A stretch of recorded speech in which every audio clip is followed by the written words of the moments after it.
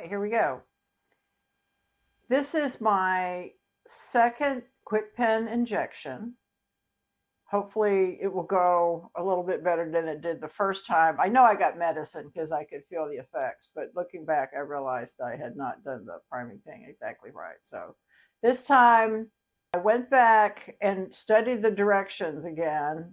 I could see where I went wrong. Honestly, just trying to follow the paper directions to do it the first time. It was like opening a roadmap to the United States. Didn't even know where to start. But I went back and reviewed. I know I got medicine the first time because I did feel the effects, but I think I might have over primed it and squirted out a little bit too much.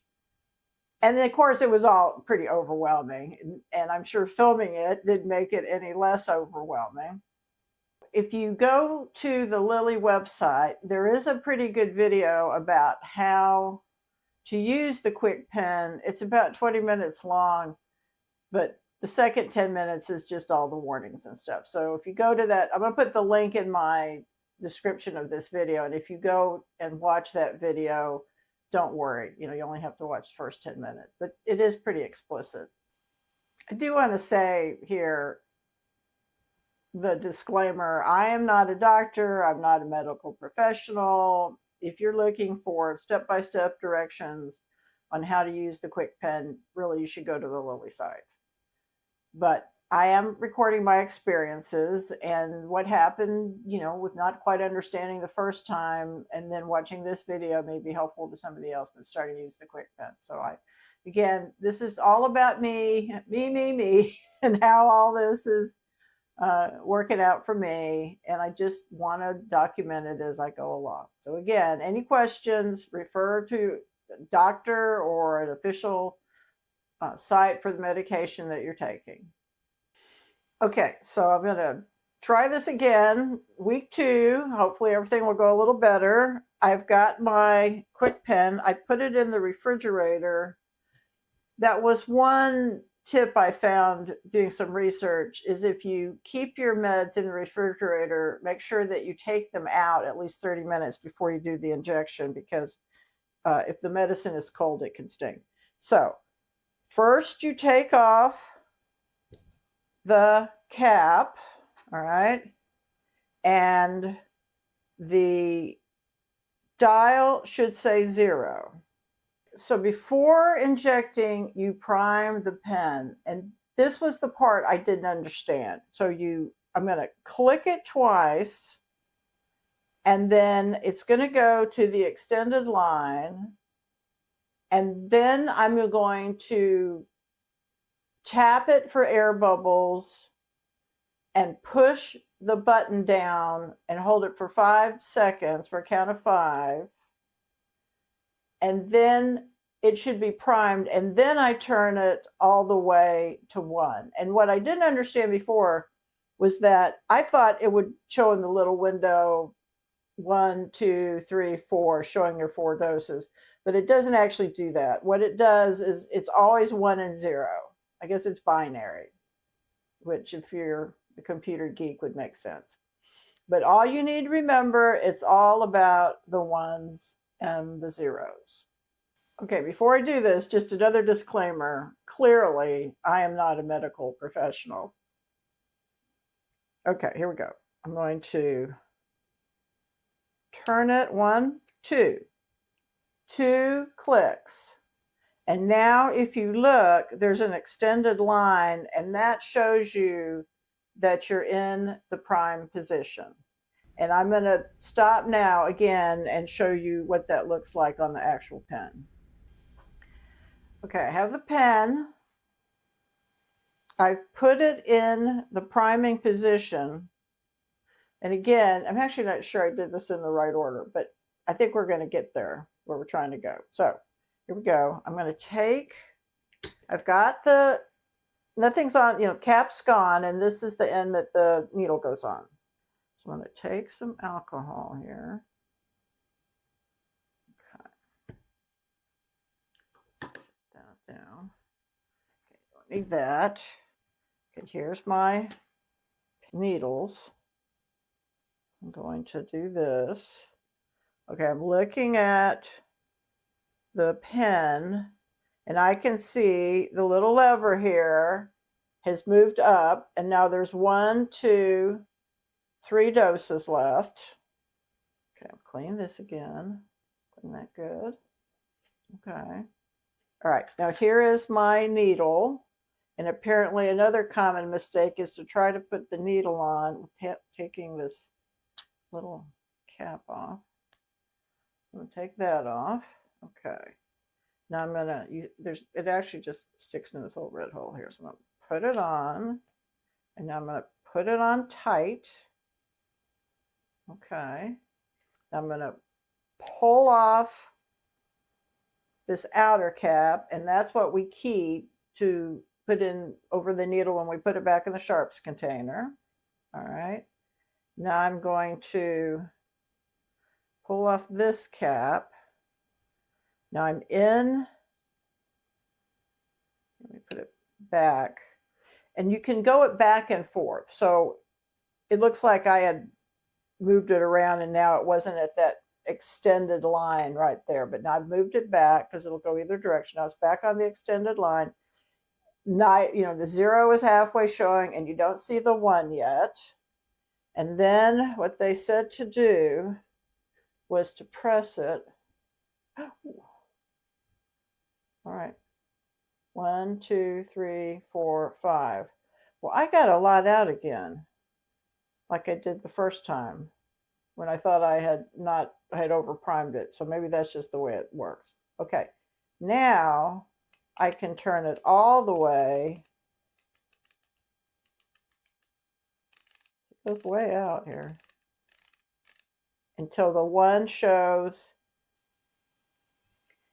Again, I can't seem to get through this yet without skipping a couple of steps. So what I didn't do was the tapping part, but I think I'm fine.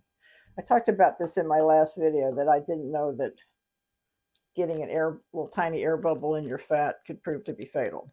Also, important part, I forgot to wash my hands. Now, I did wash my hands earlier, but probably you are supposed to clean your hands right before you do it. So, never too late to correct a mistake, as they say. Let's wash the hands. I've got my needle on. I've got it primed to 1. Okay. I'm going to stop again so that I can take a close-up shot of what it looks like. Okay. Here's the pen. This is my little container, my needles and everything in it. So I'm going to put those aside. Oh, I still have my alcohol swab. I think I'm going to put a little more on there.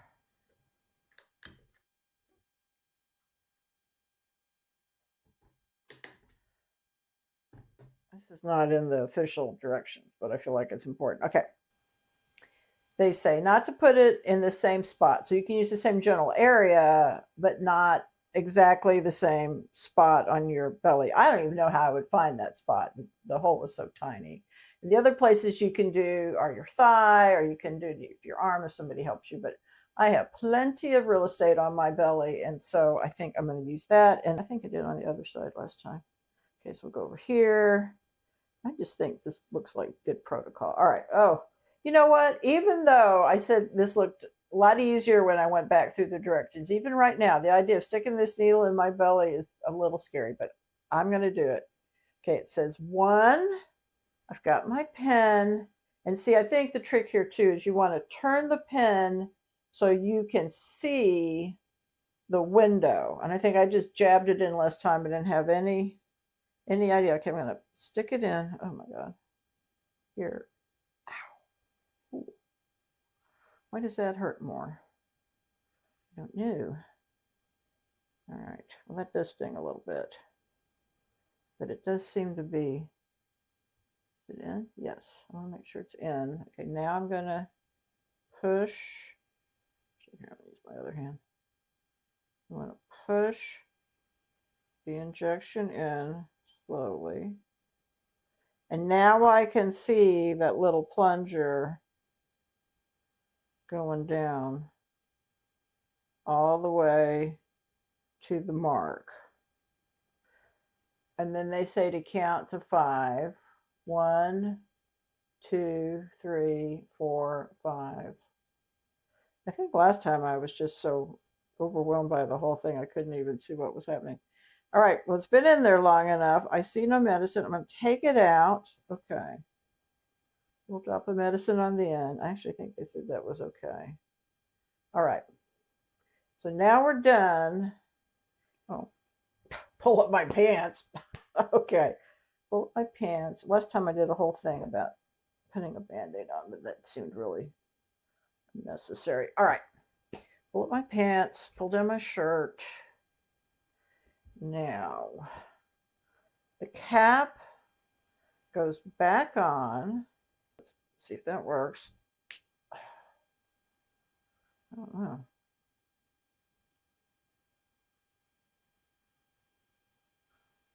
Okay, the needle is in the cap and it's gone. You know what? I'm going to put my, seems like keeping that pen cap on is probably a good idea. Honestly, I have no idea how this works. Slide to close. Oh, I think you just, oh, there you go. The slide's open. Okay, now put the needle in the sharps container, and a little green part can go in your regular trash, but okay, slide to close. All right, done with the sharps container. Okay, here's my pen. Here's my container for my pen. I just got a little Tupperware to keep it in if I was going to have to put it in the refrigerator. This is something I'm going to talk to the doctor about, though, because I don't know, does it really need to go in the refrigerator? It says you have to keep it colder than like 86 degrees. And I pretty much can guarantee you around here it doesn't usually get any warmer than 79 tops. And usually it's a lot colder than that. Okay, so I think that's done. How do I feel? I feel okay. It did sting a little bit more than last time, but you know, it actually didn't sting even as much as going to get a vaccination or something like that. Those needles are a lot bigger. These needles are tiny, tiny, tiny.